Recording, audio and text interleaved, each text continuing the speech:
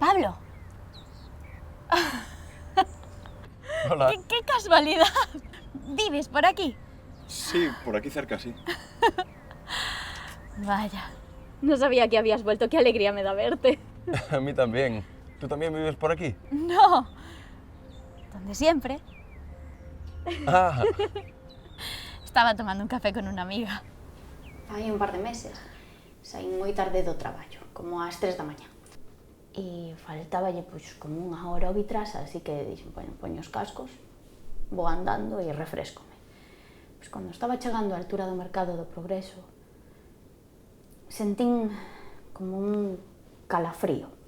Parei a música, empecé a escoitar algo. Era un sonido moi raro.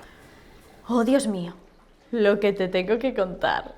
Este fin de semana, Miguel y yo por fin nos hemos enrollado. Caray. Es una pasada. Fue tan divertido. Estábamos tomando algo con unos amigos. Bueno, realmente yo había quedado con Sara, pero allí estaban, así que me senté a su lado y estuve toda la noche esperando.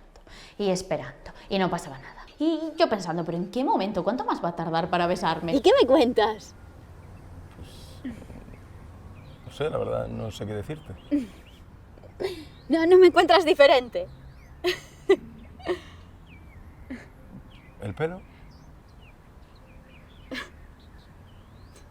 Estoy flipando. No sabes quién soy. Na cara tiña... Bueno, no, era como unha especie de máscara.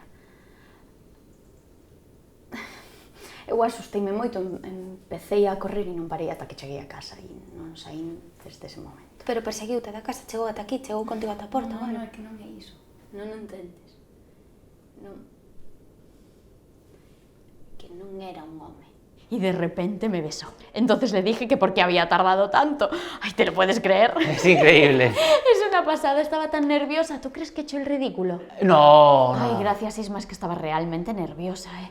Ay, no te lo puedes ni imaginar. Me lo imagino. Pero ahora tengo novio. Así que podemos quedar los 4 a tomar algo, a comer, cenar, un brunch, ¿eh? Luego lo planeamos, ¿te parece? Ay, Isma. Y tampoco tienes ni idea de por qué te fuiste de repente sin avisarme, claro. Mira, siento mucho no acordarme de ti, pero tengo que hacer una llamada muy importante y si no te importa... No, tranquilo. Si no te acuerdas, te vas a acordar.